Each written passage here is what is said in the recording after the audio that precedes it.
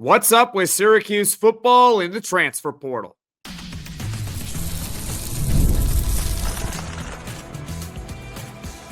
You are Locked On Syracuse, your daily podcast on the Syracuse Orange. Part of the Locked On Podcast Network, your team every day. Hello, everyone, and welcome into Locked On Syracuse. I'm Jackson Holzer, and thank you for making us your first listen of every single day here on the Locked On Podcast Network, where it's your team every day, and we are free and available wherever you get your podcasts. And on tonight's edition of Locked On Syracuse, we are joined by Mike McAllister, the publisher of Syracuse over at 247Sports. He does awesome work there, and I will make sure to link his Twitter page in the description below. And also, you can follow him at McAllisterMike1 on Twitter. And on today's show, we are going to talk about Cuse football portal targets, the Kyle McCord situation, and also, if we got some time later on, we're going to talk about next year and the expectations. Before we get to everything, this episode is brought to you by FanDuel. From big upsets to game-winning drives, the NFL playoffs are better with FanDuel. New customers can bet $5 and get $200 in bonus bets guaranteed, win or lose. Visit FanDuel.com to get started. Mike, thank you so much for taking the time to hop on this evening to talk about some Syracuse football and the transfer portal, Kyle McCord next year as well. I want to start off with asking you about some targets for the Orange in the portal. Mike, to your knowledge, what are some position groups that Syracuse at this stage in the offseason are looking at in the portal? I think the two main ones right now are linebacker and safety. And you can kind of based on who are some of the players that they've offered recently, as well as had visits scheduled. Now, the caveat to that is those scheduled visits didn't end up happening. For example, they had offered Alijah Herring, a linebacker who was transferring from Memphis, who started his career at Tennessee, and he committed to Florida State before his visit to Syracuse started. Two defensive backs, two safeties, who were also scheduled to visit Syracuse, which was supposed to be this week that we're in right now. Sasha Garcia, who was an FCS All-American at William & Mary, he committed to Wake Forest before he got to Syracuse. And Richard Toney, a safety from TCU, committed to Purdue before he came to Syracuse. So unfortunately, from the Syracuse perspective, those players that Syracuse had offered and set up visits with had all committed elsewhere before they got to Central New York. But what that does tell us is they're clearly looking for an experienced leader who can come in and sort of fill the void that are left by the departures of Marlowe Wax and Justin Barron. And also they're looking for a safety who maybe can come in and fill the void left by the departed Alijah Clark so that Devin Grant can continue his transition to corner. Gotcha. And that's very interesting that you mentioned that they want to move Devin Grant to cornerback again. I think that's the ultimate plan. Now, the good thing about having a player like that is he can do a lot of things. So if you have injury issues, depth issues, if you bring in a safety who, from the portal who maybe doesn't end up being quite as good of a fit as you thought, you've always got Devin Grant that can step in and play there. He did so last year. He kind of bounced back and forth, but keep in mind, they've lost a couple of corners to the transfer portal in Marcellus Barnes and Jaden Bellamy, who started the season as the starters. So when you're losing those two guys, now they brought in a lot of really talented players in last year's recruiting class and a lot of really talented players at the cornerback position in this year's recruiting class, but there's a lot of youngsters there. Devin Grant brings experience. And so I think Syracuse would prefer to have him at least start the season at corner. But again, that's sort of a guess on my part, but I think his versatility certainly helps that group. But just based on the fact that they've targeted safeties makes it clear that that's a position they're focusing on. That makes a lot of sense because I've been talking about here on this podcast how Syracuse football needs a cornerback in the transfer portal. But if their plan is to move Devin Grant to corner, we'll see if that works or if it doesn't work. Then, well, he's a safety right now. It makes sense why they would target a safety because you're going to need someone to not only fill the void of Alijah Clark, but someone's got to play the position that Devin Grant was playing last season, which was mostly safety. Mike, you alluded to something earlier on in the show about why some players are committing elsewhere before their scheduled visit to Syracuse. So, Mike, why is that the case? Well, I think you have a few different factors there. So the first is, you can't really ignore the NIL factor in all of this. And I think what's happening is a lot of these schools are overpaying some of the players in terms of what their actual market value would be. And they're basically making offers that those players can't refuse. Now, the Alijah hiring to Florida State, I think Florida State has pretty deep pockets. They can pretty much afford to overpay. But you look at a school like a Purdue, right? They were pretty bad last year, and they've got a brand new coaching staff. They're trying to make a splash. So they probably feel like they might have to overpay for a few guys to really turn over that roster and make it competitive again. So that's kind of part of the deal. Syracuse is also being extremely, I don't know if picky is the right word, but selective maybe is a better phrase. They're being very selective in terms of who they target, who they fund, and who they offer scholarships to, because they don't have very many scholarship slots available. So all of that is I think part of the reason. And the other part of it is Syracuse, even though you mentioned, maybe they would want a corner because of the guys that they have lost. And I mentioned safety, depending on what they do with Devin Grant. They've got a bunch of youngsters that played last year. You look at Ibn McDaniels, who played, and he played in the bowl game and had a couple of good plays. Davian Kerr played quite a bit last year as a true freshman. And you got to figure that a highly ranked guy like Demetrius Samuels and even Caden Singleton, who are coming in, they're going to have an opportunity to play right away. So there's a lot of talent there. And I think the downside to that from a Syracuse perspective is players that are transferring, looking to find a spot where they can play. Maybe they look at a spot like a Purdue or a Wake Forest with new coaching staffs and say, that's a spot where I think I have a better chance to start without as much competition, as opposed to if I go to Syracuse and there's a real chance that even if I go and perform well, that there's going to be someone else that's just as talented or more so that could beat me out. Gotcha. So, Mike, speaking of players, are there any other players right now out there that Syracuse is eyeing? Well, it's interesting because most of the guys that they've been eyeing have pretty much committed elsewhere. Now, there is one guy that we're still kind of tracking, and that's an offensive tackle named Rahtrel Perry. He visited Syracuse kind of early on in the transfer portal season, and he's from Central Connecticut. So FCS player, 6'7", extremely athletic. He's visited a lot of schools, Ohio State. Some big name programs have been after him. But since he's visited, his recruitment has been extremely quiet. And so we have heard him in terms of where his recruitment currently stands. And so he's someone we're kind of monitoring right now. But other than that, there really aren't a lot of names that are currently tied to Syracuse. And I think the coaching staff is being intentional with that. They don't want a lot of leaks in terms of who they're targeting and trying to get on visits.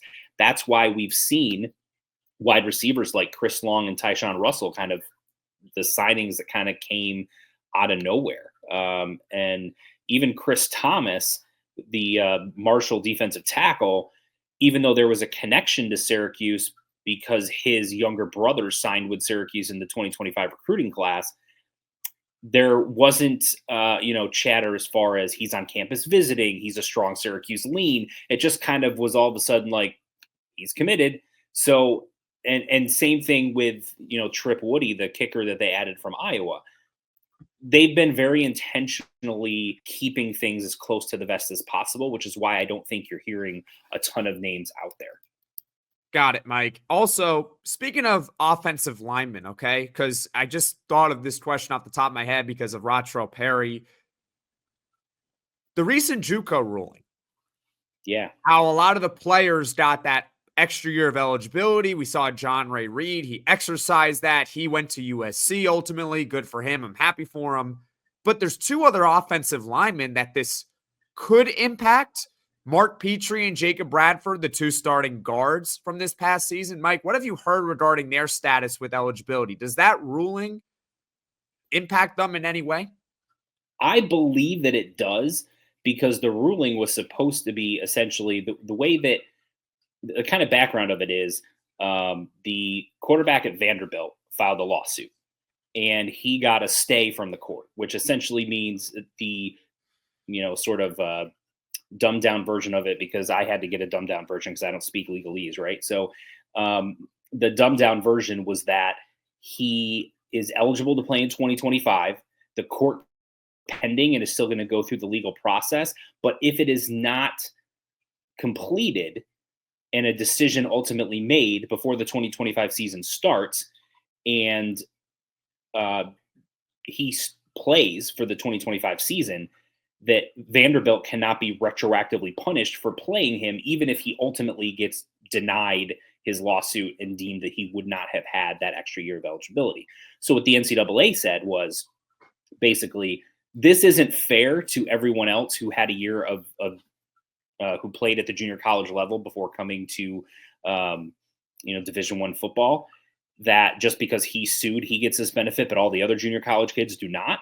And so what they said is anyone who would be out of eligibility 24 season and has at least 1 year of junior college experience in their history will be granted eligibility for the 2025 season. So if you had multiple years of eligibility left after 2024, it doesn't give you an extra year of eligibility. But for a guy like Jacob Bradford and Mark Petrie, they were out of eligibility, but because they both played at least 1 year at the junior college level, they, I believe, which is the situation with Jean-Ray Reed, they get an extra year of eligibility in 2025 if they want it. Okay. Well, that's good insight, because honestly, I had no clue. I haven't heard anything about whether or not they plan to use that extra year of eligibility, and whether or not, if they do, they plan to use it at Syracuse. They haven't made a comment either way. Jean-Ray Reed came out almost immediately after the bowl game and said, I plan on using my extra year of eligibility. And then shortly after that, it was he's in the portal. And then he visited UCLA before he ultimately committed to USC on his visit there. Whereas Bradford and Petrie have been very quiet. Did Rocket Money help you find any subscriptions you forgot about or that you were paying for twice? That definitely happened to me. I had a few subscriptions that I didn't even realize I was still paying for, and Rocket Money made it so easy to track them all down. It's like having a personal assistant for your finances. Rocket Money is a personal finance app that helps find and cancel your unwanted subscriptions, monitors your spending, and helps lower your bills so you can grow your savings. It brings everything together in one place, whether it's subscriptions, your spending habits, or even the goals you want to hit this year. Rocket Money has over 5 million users and has saved a total of $500 million in canceled subscriptions, saving members up to $740 a year when using all the app's premium features. For me, one of the best features is the subscription tracker. I've used it to cancel services I wasn't using anymore, and I've already saved a ton. Plus, with their goals feature, I've been able to automatically set aside money for my future. No more stressing about budgeting every month. Cancel your unwanted subscriptions and reach your financial goals faster with Rocket Money. Go to rocketmoney.com/lockedon today. That's rocketmoney.com/lockedon. rocketmoney.com/lockedon. We're joined by Mike McAllister. He is the publisher for Syracuse at 247Sports. We talked about Syracuse football and the transfer portal, position groups, some targets, a name to keep in mind, Rahtrel Perry. Also, the offensive line situation with Jacob Bradford and Mark Petrie. I almost screwed up their names there, but that's okay. I got it right. So now let's talk about Kyle McCord, shall we? How's that sound to you? Yeah, let's do it. All right, let's do it. All right, because I know that while recording this, we're going to get an answer. I just know it. It's just broadcast intuition, right? Like remember when you broke the Marcus Washington news on this podcast last year? Yeah, it's funny because when I was, sort of getting set up and clicking on the link to join the podcast and whatever else, I was actually thinking about that in my mind. I'm like, Kyle McCord's going to announce his decision while I'm doing this, I think. It just was something that popped into my mind. Now, of course, because I thought that, it probably won't now, but that would be almost perfect, Oh, totally. I mean, we would have to shift the entire podcast around and you would be here for the live instant reaction of it, I guess. But for now, because I haven't heard anything yet, how has the Kyle McCord situation, which, by the way, for those that don't know, he's appealing for that 5th year of eligibility. We've talked about it a lot here on this podcast. Mike has gone on Cuse Sports Talk to talk about it. It's out there. You can find it, okay? How has the situation, though, impacted Syracuse in the transfer portal? Well, the good news is they got a quarterback in the transfer portal. So I think it impacted them in that a guy like his name is escaping me, Caden Salter. Yes, who ultimately committed to Colorado. He visited. He's only got 1 year of eligibility left. And if he had decided that he wanted to play at Syracuse, that's a risk because that Kyle McCord situation is still up in the air. And so would Syracuse have really taken a 1 year quarterback at that point with Kyle McCord still as a possibility? Because no offense to Caden Salters, but if he and Kyle McCord are both in the same quarterback room, Kyle McCord, at least if that quarterback room is at Syracuse, is going to be the starter. And Caden Salters not leaving Liberty to go be a backup somewhere. So it impacted, I think, their ability to get one of the better sort of 1 year bridge rental type of situations, like what they kind of thought Kyle McCord was this past offseason. And instead, they ended up with Ricky Collins out of LSU, who hasn't played much. He's only thrown 7 passes at the collegiate level, but I think he has a much higher ceiling than what Caden Salters has. He's extremely talented. He has an absolute rocket arm, and he's already practiced with Syracuse a little bit when they were doing bowl prep. So, he's been around the team, I should say. So that's, I think, where that impact is. And then, we mentioned the NIL factor earlier, right? So there's only so much money to pass along. Syracuse doesn't have an infinite amount of money in its pockets. And reality is, if Kyle McCord is here, he's going to command a large NIL deal, right? A large amount of money from the NIL. Whereas if he's not, now you can take that money, whatever it is, and we don't know what the figures are, but let's even say, just use like a round number, right? Like $1 million. So if it was $1 million in my hypothetical made up amount, then that $1 million, if Kyle McCord is here, goes to him. If he's not, now you can throw that at a safety that you want or a linebacker that you want. So it's, there's some managing of your NIL funds there that I think also impacts where Syracuse can go in the transfer portal. Awesome. I kind of figured that, but glad to hear from you who's connected inside. Fran Brown mentioned that he thinks that they're going to hear back from the NCAA this week. I'm not going to lie to you, Mike. It's getting kind of late in the week here. It's Thursday night at the time we're recording this. So what have you heard regarding the timetable? The same. I mean, here's the funny thing. So heard rumblings kind of behind the scenes that, thinking there might be a decision this week. And this is kind of like the third week of that. So I'm a little bit surprised. If you had told me about 2 weeks ago that we'd be sitting here on January 9th as we're recording this, not knowing yet what the decision is or, his decision, I would have been surprised. But the other caveat to this is it is entirely possible that Syracuse knows what the NCAA's decision is. The NCAA has given them that decision, and that Kyle McCord is now weighing his options. Now, if that scenario is true, that would mean that the extra year would be granted because it's not a decision for Kyle McCord to make, right? Like he just goes pro and that's that. If the NCAA grants him an extra year, then he has to make a decision on whether or not he wants to come back for another year at Syracuse or whether he wants to go pro with where his NFL draft stock is right now. Now, I think depending upon what the NIL situation is, he could potentially make more money next year just at Syracuse, especially if he would be on a lot of preseason Heisman watch lists. That could potentially lead to national endorsements, which would make him even some more money. And that would be potentially more than what he could make in the NFL if he's drafted. I think most are kind of projecting him like, I don't know, 4th to the 6th round, something like that, from a couple of things that I've read. So the amount of money he would make next year would be greater at Syracuse. But there's also the possibility if you come back, what if you don't play as well? We know the schedule is on paper much more difficult. So what if the numbers aren't quite there and then his draft stock drops? Now, I don't think that would happen even if his numbers aren't quite as good because of the competition they're playing. But there's also the possibility that if he comes back and puts up similar numbers against a much tougher schedule with a lot more nationally televised games, that his draft stock could go up and maybe he becomes a second-round pick. Maybe he sneaks into the first round if he has a monster year and leads Syracuse with that schedule to another 9-win regular season and gets himself in the consideration for being a Heisman finalist. You never know how all of that can play out. So he has a lot of things to decide. What Syracuse has going for it is, I don't believe Kyle McCord has ever had more playing ball, at least at the college level, as he has during his 1 year at Syracuse. He's beloved by the fan base. The coaching staff loves him, trusts him. He loves his teammates, loves being here.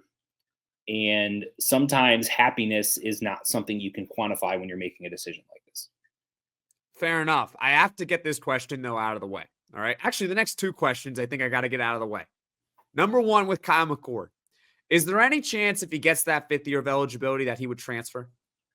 There's always a chance. So I don't want to make it sound like there's a 0% chance that could happen, because reality is if another team comes and throws, $5, $6, $7 million at him, that would be extremely difficult to pass up. That said, here's what's going in Syracuse's favor. He's been at one of these elite programs, right? He was at an Ohio State. Those are the types of programs that you would be worried about luring him away. He was at one of those. And by basically his own admission and some of the reporting that's been out there, wasn't his most favorite experience as a football player. Here, it is. He's happy. He is the big man on campus. It almost wouldn't matter what he did next year outside of throwing like 0 touchdowns and 55 interceptions. He's going to be a Syracuse legend for the rest of his life. And playing at a school where the coaching staff believes in you, they're putting the ball in your hands, the system is tailored around you, the system, you're beloved by the fan base, is not easy to replicate. And if he goes anywhere else, all of those things are going to be variables that could result in him being in a bad fit system-wise, in a coaching staff that doesn't give him the type of leash that the Syracuse coaching staff would give him. And that could really drastically hurt his future. So even though, yes, it's possible, it's a greater than 0% chance, I don't think it's very likely. And I would frankly be surprised if that happened. I would be surprised too, but I just wanted to hear your thoughts on that. We are joined by Mike McAllister, the publisher for Syracuse at 247Sports. We've talked a lot about Syracuse football in the transfer portal, a lot about Kyle McCord's situation. We're going to keep it talking about Kyle McCord and then maybe get to 1 or 2 questions about next year as we wrap up this podcast, but still plenty to come. So be sure to stick with us here. So there was another name that recently entered the portal. Actually, today, this player entered the portal. And yes, I teased before that there were 2 questions I had to get out of the way because, Brian Higgins on Cuse Sports Talk, I listened to his little soliloquy that he had about Georgia players and the contract they signed. So I'm going to ask this question. We're going to get it out of the way so that the fans, so that there's probably 1 or 2 people wondering about this guy. And that's Georgia quarterback Carson Beck. All right. He's in the transfer portal. He's got the no contact tag on him. On 3 already reported the teams. Syracuse, as of this moment, was not one of those 3 teams in on him. Let's say Kyle McCord does not come back for one reason or another. Would they maybe shift their focus to Carson Beck, or are they good with the quarterbacks on the roster? Carson Beck, Quinn Ewers, and Arch Manning are all going to transfer to Syracuse and battle it out for a quarterback position. No. Listen, I think the chances that he comes to Syracuse are pretty slim. The fact that he's got no contact means he pretty much knows where he wants to go, or at least which schools he's considering, which also means there were likely, kind of closed doors, behind the scenes deals made before he entered the portal, which is technically illegal, but can never be proven. That type of stuff happens all the time. So outside of going on a side rant about why the NCAA failed in its governance of the transfer portal, the situation with him is that I would bet that Miami is probably the landing spot, but ultimately, even if Kyle McCord doesn't come back, I think Syracuse is going to roll forward with who they have at the quarterback position right now. You would see basically a quarterback battle between Ricky Collins, Jakari Williams, and Luke Carney, the true freshman.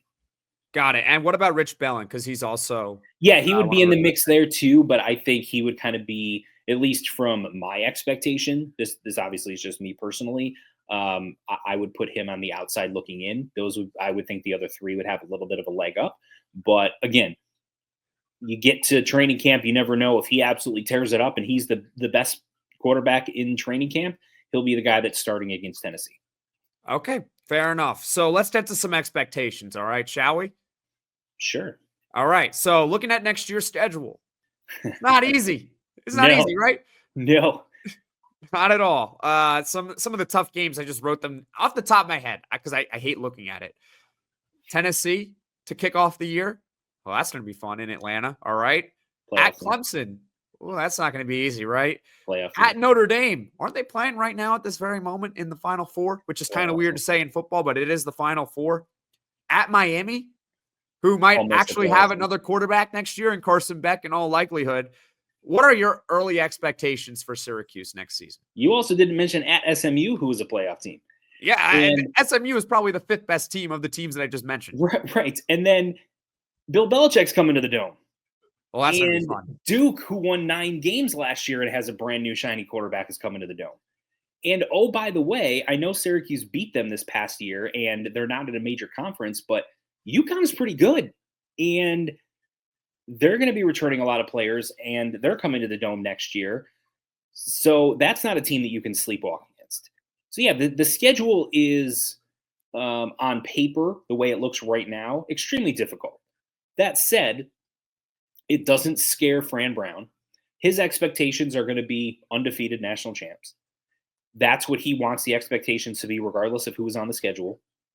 It's not going to be my personal expectations, but that's what's going to be his. And oftentimes we look at things and they don't always equal what we think. Now, Notre Dame is going to be really good next year. Tennessee is going to be really good next year. Clemson's going to be really good next year. Cade Klubnik's coming back. They have a ton of talent, as they always do. Miami's going to be good. Those are all going to be ranked teams at a minimum, likely a lot of them in the top 15, top 10. But SMU, are they going to be, I know they were undefeated in the regular season and played Clemson really tough in that ACC championship game, but they're not a team I look at and go, wow, that's a playoff caliber team. Whereas the other teams I kind of do.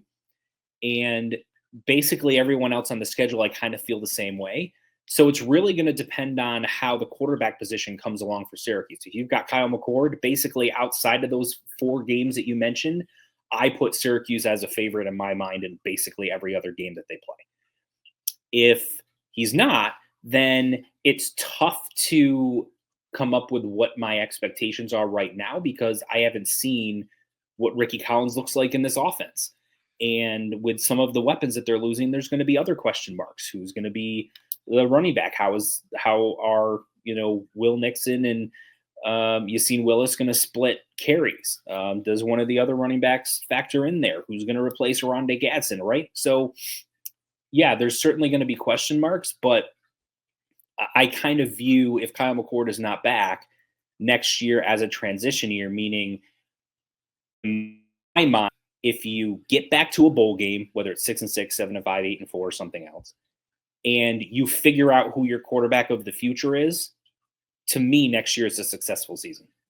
I can agree with that. And regarding McCord, I also agree with you that aside from those 4 games, the Tennessee, Clemson, Notre Dame, and Miami, I think Syracuse would be favored in every other game, except for at SMU. I don't know if they would be. I don't think they'd be favored, but but it would be close to a pick'em. It would be almost probably within like 7 points, which at that point it's anyone's guess who's going to win that one.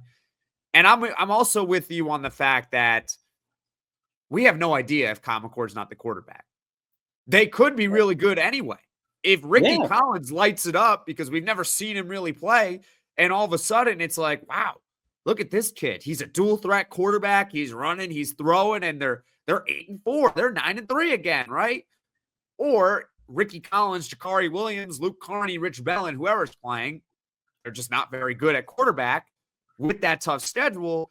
Well, I don't think Syracuse fans want to know what that outcome is, but so I'm not going to say it, but we know what that outcome would be. Yeah. Right. Well, we know it. It wouldn't be fun, right? Mike, thank you so much for taking the time. Is there anything else you'd like to add? No, just that I think, it's awesome that in the middle of, I understand basketball hasn't gone as well as what Syracuse fans want, but if you had told people, even 2 years ago that in mid-January, in the middle of basketball season with conference play starting, you'd be as much, if not more so, focused on the football team's offseason as you would the basketball team's season, I think people would have thought you were crazy. And I just think it's cool that Syracuse football has gotten attention, hype, notoriety, and is sort of back in that discussion. And it would be even cooler if we can get basketball and football both in that discussion at the same time and kind of get back to where things were in the 80s and 90s. Well, you know what happened, Mike, right? You know what happened. The basketball program dumbs down. The football program goes up. Yeah. If the football program comes down, well, then I guess the class of 2025 for Syracuse really is going to be top 10 because they must be really good then. You can have the best of both worlds. We've seen it happen here before, and that's the ultimate goal. And you could have the worst of both worlds. You could. Yes. You could. I trust me. My sophomore year at Syracuse, missed a bowl, under 500, and if you want to loop in men's lacrosse as well, worst year they've ever had in program history. That was not a fun year of Syracuse athletics. Sorry to remind people of that, but better times are ahead. They are. When I'll give you my quick story, which is when I finished college and came back home and started working my first, real job, so to speak, in the real world. One of the first purchases, big boy purchases I made was I got Syracuse football season tickets. That was at the start of the Greg Robinson era. Oh my goodness. That is a terrible investment. 3 years with season tickets with a buddy of mine going to every single game of the Greg Robinson era. So you should be entitled to financial compensation. Do they have one of those commercials out there? If you were a season ticket holder during Lord Voldemort's years at Syracuse football, you should be entitled to a refund. Yeah, or I agree. You can donate that money directly to Kyle McCord. How does that sound? That sounds perfect.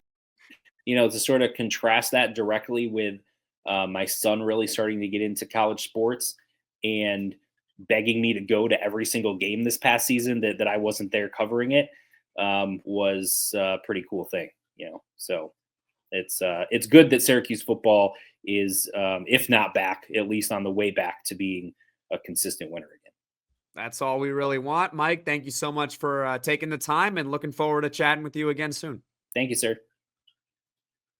Thank you for making Locked On Syracuse your first listen today. And for your second listen, you can check out the Locked On ACC podcast. Alex Dono and Kenton Gibbs that keep it real and bring you the truth about where your favorite ACC team stands within the conference. You can find Locked On ACC on YouTube or wherever you get your podcasts. Folks, thank you all so much for watching. Thank you all so much for listening. If you like this video, click that like button. If you really liked it, subscribe to the channel. Turn on those notifications so you know right away when I am dropping the next podcast.